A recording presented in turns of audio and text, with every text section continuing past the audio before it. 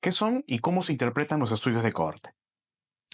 Una cohorte se refiere a un grupo de sujetos que tiene una característica o conjunto de características o variables en común, que pueden ser epidemiológicas, clínicas, sociodemográficas, etc., y que son seguidos durante un periodo específico de tiempo.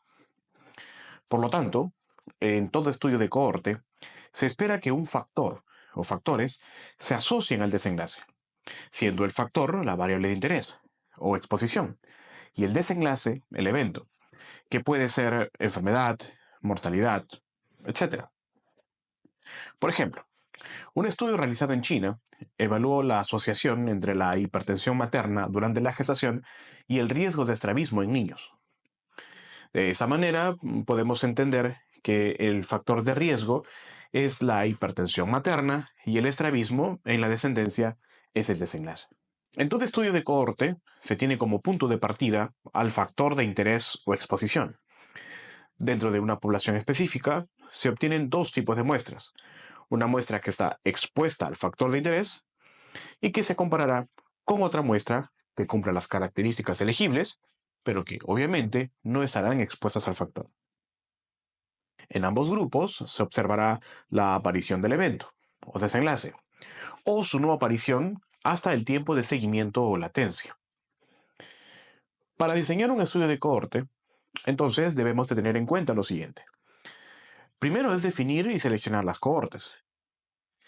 Tenemos a la cohorte expuesta, que pueden ser sujetos que están expuestos al factor de riesgo o de exposición. Está también la cohorte no expuesta. Aquí serían todos los sujetos de la misma población o con características similares, pero que no están expuestos al factor de riesgo. Dentro de ellos tenemos los criterios de selección. Por ejemplo, si la cohorte expuesta se compone de grupos seleccionados por estar más expuestos al factor de riesgo, por ejemplo, una población fumadora, un grupo de trabajadores de una mina, o un grupo de enfermeras que laboran en unidades, por ejemplo, de tuberculosis o COVID-19, se puede elegir como referencia de un grupo de no exposición a un grupo de individuos que no estén expuestos al factor. Por ejemplo, una población no fumadora o un grupo de trabajadores de otro sector no minero en la misma población o un grupo de enfermeras de otra unidad no transmisible en el mismo hospital. Para establecer un estudio de cohorte tenemos que conocer también los factores confusores y las variables intervinientes. Un factor confusor es una variable que se relaciona tanto con la exposición como con el desenlace y que puede influir en el efecto de asociación entre ambas. Para identificar una variable confusora, podemos empezar por valorar, por ejemplo, la asociación de esta variable con la exposición. La variable confusora debe estar relacionada con la exposición que se está estudiando. Por ejemplo, la edad está asociada con la probabilidad de haber fumado. También debe existir asociación con el desenlace. La variable confusora también debe estar asociada con el desenlace. Por ejemplo, la edad está asociada con el riesgo de desarrollar enfermedad pulmonar obstructiva crónica, EPOC. Pero también es no estar en la vía causal. El factor de confusión ocurre siempre y cuando la variable no sea parte del camino causal entre la exposición y el desenlace. Por ejemplo, si la edad no causa directamente que alguien fume, pero afecta tanto la exposición de fumar como con el desenlace, es una variable confusora. Existen formas múltiples de poder establecer cuáles serían las variables confusoras en un estudio de cohorte, pero una de las principales formas es el uso de diagramas acíclicos dirigidos, o los DAGs. Los DAGs son herramientas gráficas que ayudan a identificar y visualizar las relaciones entre la exposición y el desenlace y las variables confusoras o intermediarias. Esto permite decidir cuáles deberían ser ajustadas y cuáles no. Y para ello se necesita de estudios anteriores que aborden estas variables, además de la experiencia clínica y epidemiológica del grupo de investigadores que está haciendo este estudio. Otro punto en los estudios de cohortes que también es importante es el tiempo de seguimiento de las pérdidas. El tiempo de seguimiento es crucial en los estudios de cohortes, ya que influye directamente en la validez interna del estudio y la capacidad para detectar desenlaces importantes, especialmente para enfermedades con largos periodos de latencia. Las pérdidas de seguimiento o retiros son un problema en cualquier estudio de cohortes, ya que la salida de los participantes antes de que ocurra el desenlace puede afectar tanto el poder estadístico del estudio, así como la validez de los resultados. ¿Qué tipo de análisis podemos hacer en un estudio de cohortes? Primero debemos entender esta tabla. Aquí la tabla indica 4 valores. El grupo expuesto con la enfermedad A, el grupo expuesto sin la enfermedad B, el grupo no expuesto con la enfermedad C y el grupo no expuesto sin la enfermedad D.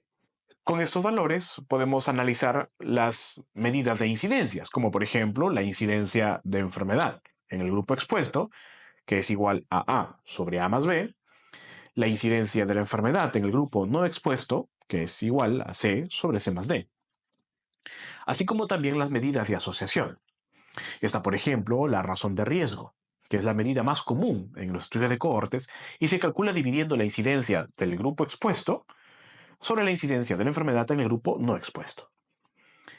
El riesgo atribuible o diferencia de riesgo mide la diferencia absoluta en la incidencia de la enfermedad entre los que estuvieron expuestos y los no expuestos. Esta medida representa el riesgo adicional de enfermedad debido a la exposición. Otra medida también es la razón de tasa de incidencia, menos utilizada, pero se utiliza cuando el tiempo de seguimiento varía entre los individuos. Esta medida ajusta la tasa de incidencia según el número de personas a tiempo que cada grupo contribuye al estudio.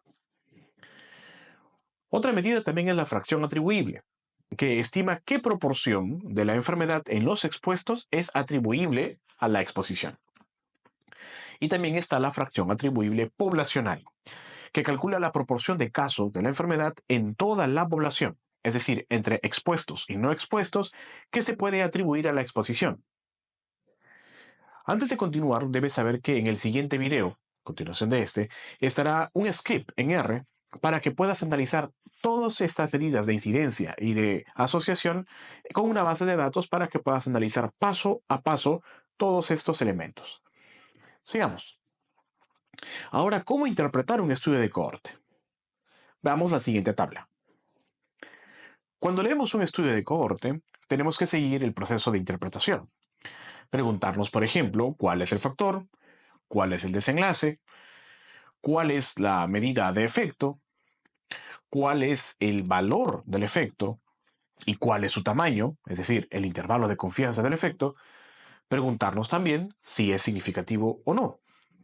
Por ejemplo, en el estudio, el factor es la hipertensión materna y el desenlace es el estrabismo en el niño.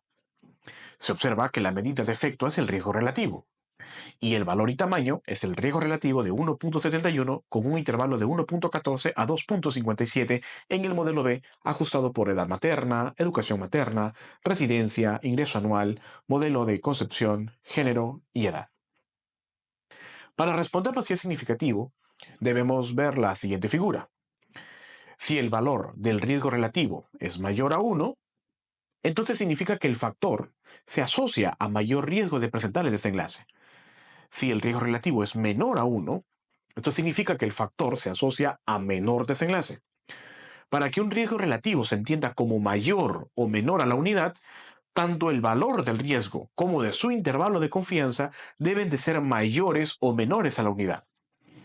Por lo tanto, si el valor del riesgo relativo es mayor o menor a la unidad, pero su intervalo contiene el valor de 1, o sea que gráficamente lo atraviesa, eso significa que si se repitiese la prueba, el valor del riesgo tomaría la unidad y no sería significativo. Es decir, el riesgo relativo sería igual a 1. Pero ¿por qué el valor debe ser mayor, menor o igual a 1? Recordemos que el riesgo relativo es una razón. Es una razón de incidencias, o sea, una división. Por lo que si se asumen incidencias iguales o lo más cercanas entre sí, estas no serían significativas. Recuerden el principio de no rechazo de la hipótesis nula, cuando no hay diferencias significativas, es decir, un p mayor a 0.05. Entonces, en este caso particular, ¿cómo interpretamos el estudio? Podemos interpretarlo así. La hipertensión materna durante el embarazo se asocia a mayor riesgo de estrabismo en niños descendientes, con un riesgo relativo de 1.71 y su intervalo de confianza. O también la hipertensión materna tiene 1.7 veces más riesgo de asociarse a estrabismo en niños descendientes, un riesgo relativo de 1.71 con su intervalo de confianza. No olvides que en el siguiente video tendrás un script en R para analizar un estudio de cohorte con estos datos. Espero puedas seguirme y suscribirte al canal de YouTube, además de ser miembro, para acceder a material exclusivo para miembros. También puedes seguirme en Instagram y ver más contenido. Yo soy el Dr. Joshua Barbosa y nos vemos en el siguiente video.